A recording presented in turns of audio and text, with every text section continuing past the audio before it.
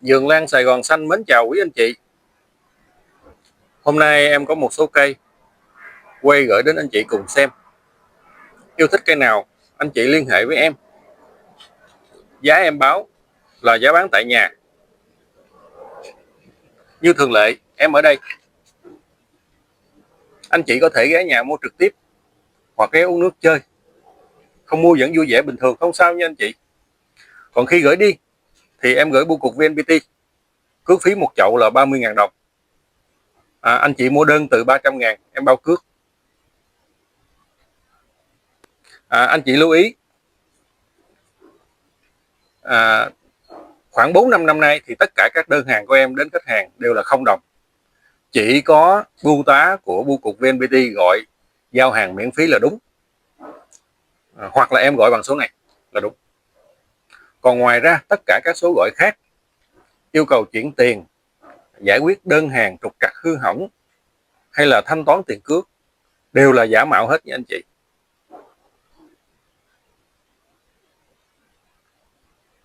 4-5 năm nay thì em đã ý thức được việc đó, cho nên em luôn ship cho khách là 0 đồng, không có thu code, không có gì cả.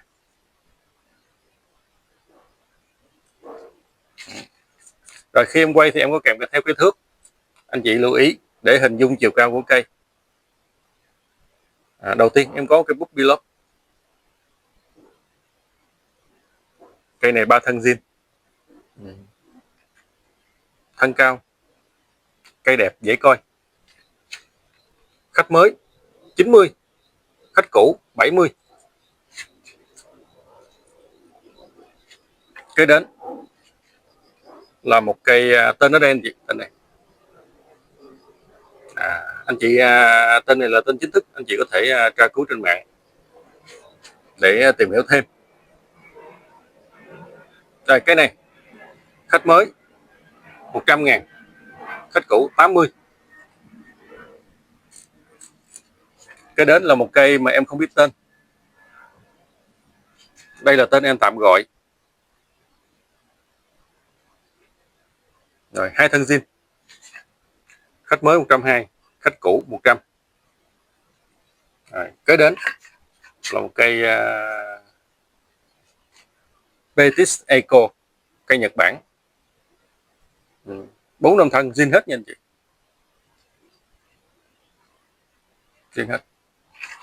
Khách mới 150, khách cũ 120, mới 150, cũ 120.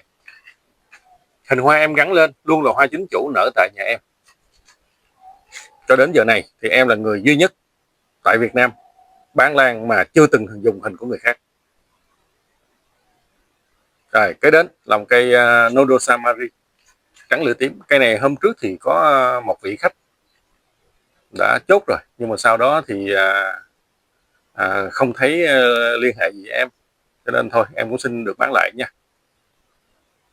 Em chỉ đợi khách độ khoảng chừng 2 ngày thôi, khách không liên hệ lại thì em bán, mà có lẽ cũng không cần báo đâu, các nơi khác cũng vậy nữa. Rồi cây này 3 thân zin 190, khách mới, khách cũ 160. Còn vị khách kia có muốn sưu tầm tiếp thì em còn nhiều cây này, em còn khoảng 5-7 chậu. Kế đến là cây Roman Holiday Hamlin. Hamlin Roman Holiday đấy. Cây này có tên chính thức, cây của Mỹ, hoa vàng rất thơm. Rồi chậu này thì có một thân bị cắt nha anh chị, cái thân giữa giữa đó bị cắt, còn lại là zin hết. 6 thân, cái thân giữa giữa cắt, còn lại zin. Hoa rất thơm. Kích thước khách mới 200, khách cũ 180. Cây này đáng sưu tập. Này anh chị em chơi Brassavola đó thì khó mà thiếu được. Kế đến là một cây này tên rất dài dòng, có ghi không đây, tên này anh chị đọc giúp em nha. Cây này thì hiện nhà em còn khoảng cũng 6-7 chậu, em tách ra như thế này.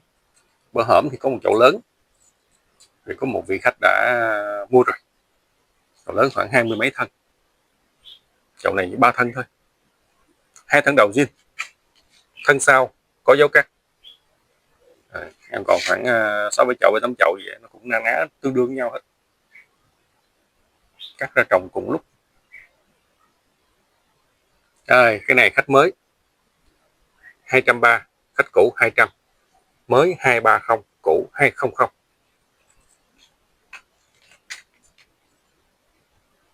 Rồi, kế đến là một cây Mikawa sổ, cha mẹ đều là Mikawa. Cây này em sổ tại nhà. Có một thân có dấu cắt lên chị, thân có dấu cắt, 4 thân, 1 mầm. Cái thân dấu cắt tại chỗ đó, còn lại zin hết nha. Rồi cái này khách mới 290, khách cũ 270. Còn chị muốn cái chậu to hơn, nhiều thân hơn, đang nụ, em vẫn có 2-3 chậu đang nụ. Loại này thì em cũng còn 6-7 chậu. Kế đến là một cây sô-cô-la drop đột biến 3 lưỡi. Cái dòng sô-cô-la là rất thơm nha chị. Sô-cô-la thì cây nào cũng thơm, thơm nức nở. Drop 3 lưỡi. Cây này 2, 4, 5 thân. 5 thân. 2 thân sau già thì em coi như không tính nha. Em đi tính mấy thân đầu, thường mấy thân sau trợ lực. Rồi khách mới 350, khách cũ 300, mới 350, cũ 300. Ngoài ra thì trong dàn em còn một ít lan, chủng loại cũng khá phong phú. Anh chị cần thêm loại nào liên hệ với em. Còn riêng mặt hàng dendro thì hoa nhiều lắm, tại dendro thường em không có ship, khách ghé nhà mua trực tiếp. Nó cao to mà cây toàn mét mấy không, em đâu có đóng gói được. Tiền đóng gói gửi đi nó bằng cái tiền cây rồi. Giống như cây này anh chị ghé nhà em bán 2 cây 250, rất rẻ. Mà tầm này thí dụ vui vẻ nhau 2 cây 200 luôn, bán luôn chả sao cả. Đó, giống như tầm này đó, chị thấy đang hoa nồi luôn. Một cặp 200. Giống 2 cái này, ai muốn ghé nhà thì ghé lấy. Ở đây quá trời cây cao mét mấy không, lấy đại khái vô vài chậu để quay cho anh chị thấy. Thì có một số anh chị góp ý nữa sao không phong bạc đồ chút, quay có hoa đồ lên, chứ quay toàn là củi rồi gì đâu không.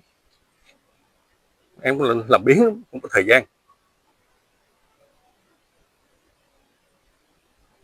Rồi, cảm ơn mọi người đã xem hết video của em.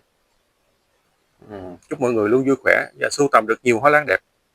Nhớ ủng hộ em như trong suốt thời gian qua. Em rất cảm ơn. Xin chào.